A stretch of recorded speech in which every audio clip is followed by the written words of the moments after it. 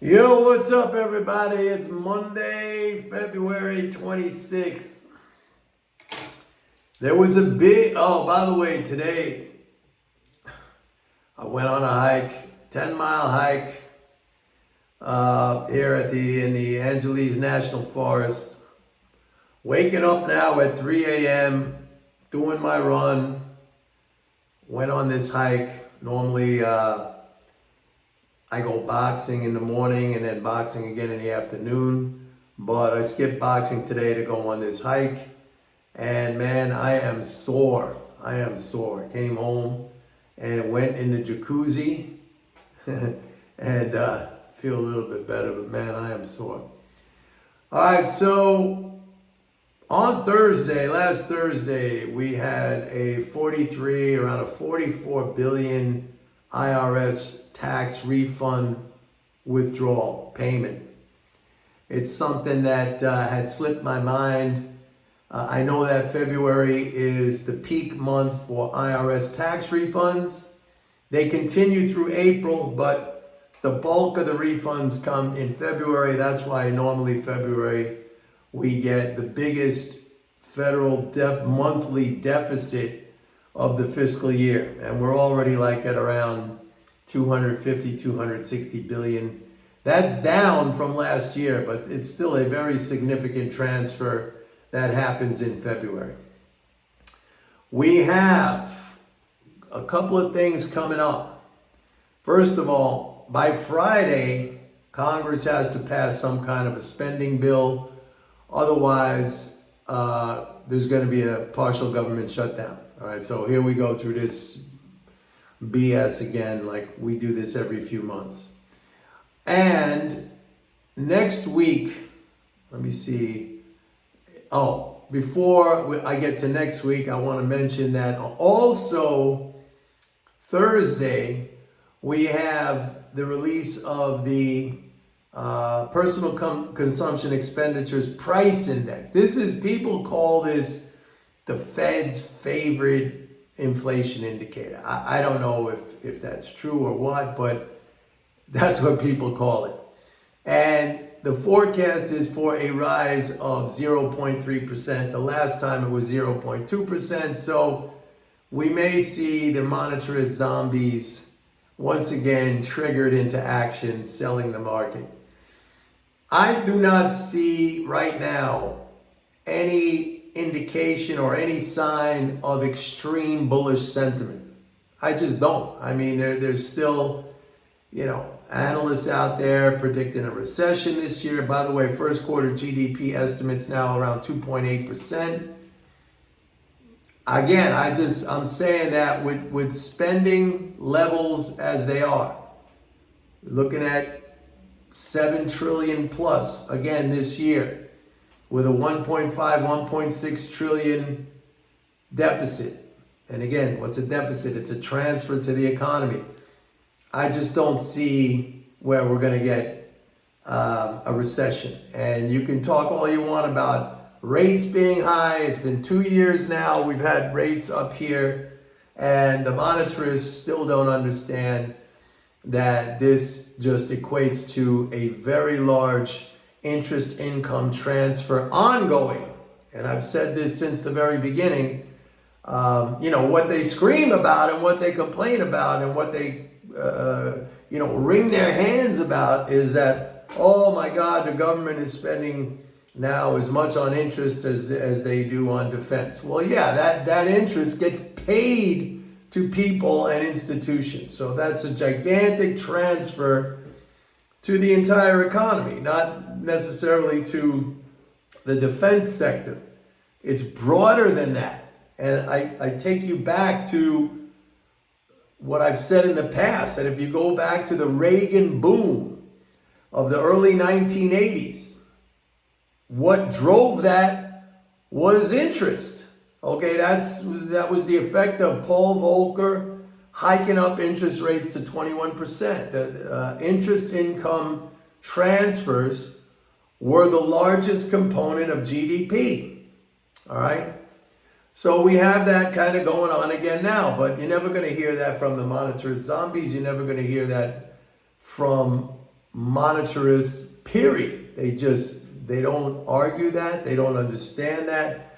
To them, it's a single, what do I call it? Single variable analysis, and they have that one single variable understood in the wrong way, or at least only half understood. They see it as a detriment or a negative factor for debtors, for people who are borrowers. They don't see it as the positive side, which is the interest income flows to creditors. And the non-governmental sector is a net creditor. How do I know? Because they hold 34 trillion of government securities, right? This is what they all say. Oh, they lent. How are we going to pay them back? Well, they hold 34 trillion, the non-governmental sector worldwide of U.S. Treasury securities. So they are a net creditor, and the interest income flows to that cohort, to that group. All right. So it's more powerful. The rate hikes are more powerful on the creditor side than on the debtor side, and that's why we have seen the economy expand. Despite, I mean, how many rate increases have we had so far? Like 11 or something like that? I don't know, 2 years in. And the Fed is not likely to, they're not going to cut interest rates at the March meeting, which is next week. Wait, is it next week? No, it's the week after that. And they're not going to cut interest rates at the May meeting. Right now, it kind of looks like that might happen in June, but they might not. Because right now, the narrative, and we know that the Fed just basically follows whatever the market is saying, whatever the broad consensus is. It's like, the interest rates are not doing anything. Well, they are actually. They're keeping inflation at a higher level than what would be the case if they cut interest rates. And I said this many times. I said, just look at Turkey, look at Argentina, look at the Bank of Japan, which is the opposite case. They kept interest rates negative and inflation is very low. But Turkey, Argentina, having gone through a very, very aggressive cycle of rate hikes, and every time they do that, inflation just goes up. Because why? Because you're setting the general price level higher. All right, after this week, so we have the possibility of a government shutdown on Friday. Partial government shutdown on Friday. Then we have on Thursday that PCE price index. Then on March 15th, that I alluded to, we have a Fed meeting, and that's a quarterly interest payment, corporate for some corporations. I think it's for S corporations. That's a smaller drain, but it's a drain nonetheless. And we have, of course, in April 15th, that's the big tax day where we are going to have another drain. So later this week on Thursday, we have the possibility of a monetarist zombie reaction. I said in my report that we may have a new group of zombies right now, and those are the artificial intelligence zombies. As we saw the massive rally last Thursday on the NVIDIA results, and that would follow through on that on Friday. Or when was the NVIDIA results? It was Wednesday or Thursday, I don't remember. But anyway, we saw that huge rally, and you're going to see that kind of behavior from the AI people now. I mean, that's a new group of zombies. Whenever some announcement's going to come out now, whether that has to do with NVIDIA, whether that has to do with another chip maker, if it's associated with anything having to do with artificial intelligence, you're going to get these manic moves in the market. You're going to get these emotional, knee-jerk, reflexive moves, people jumping in, people jumping out.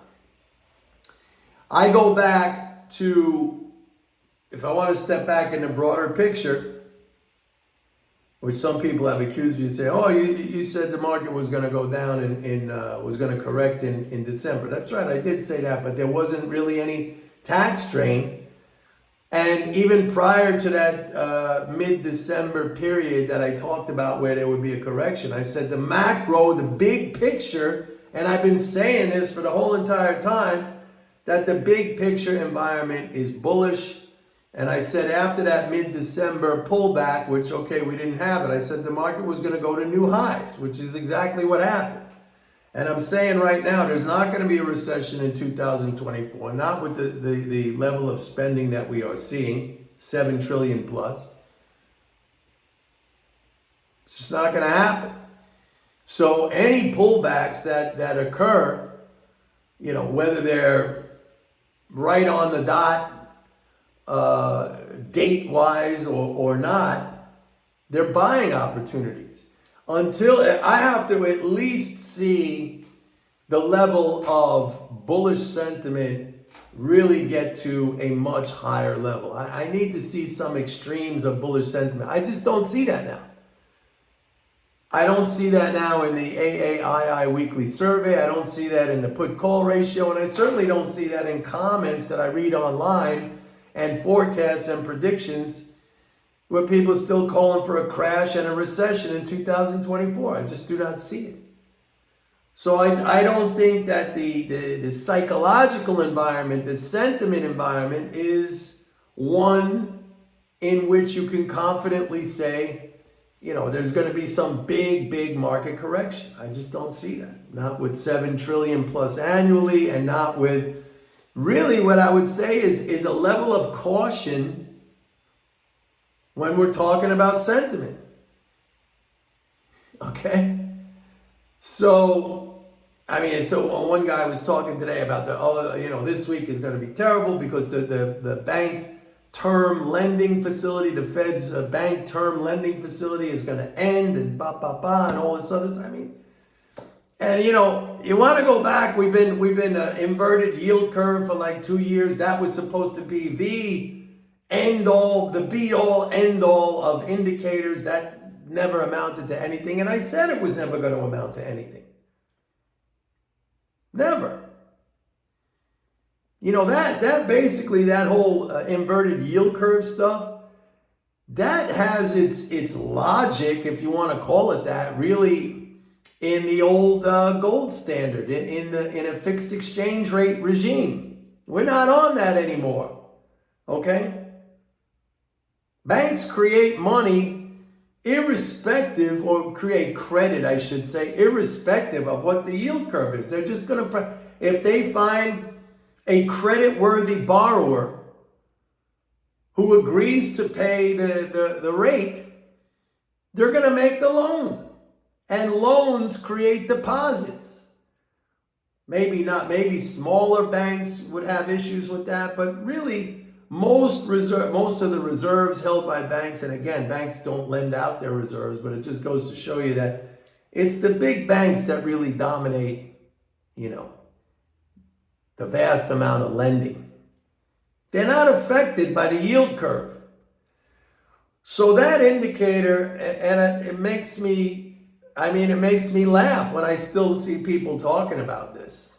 Like, one day it's going to be a recession. Well, one day the earth is not going to revolve around the sun anymore. That's useless information. I don't need that information. All right? So a few things to watch out for. Other than that, it's kind of like we're just cruising along. You got to watch out for the mid-March tax drain, of course, the April tax drain, and I need to see higher levels of bullish sentiment, which indicate to me that all of these people who have been sitting on the sidelines, or all these people who have been short this market and not in it, they're finally saying, woohoo, it's going up. I want to see that. I just do not see that right now. Anyway, that's it for today, folks. I'm aching, man. I went on that hike. It was a 10-mile hike.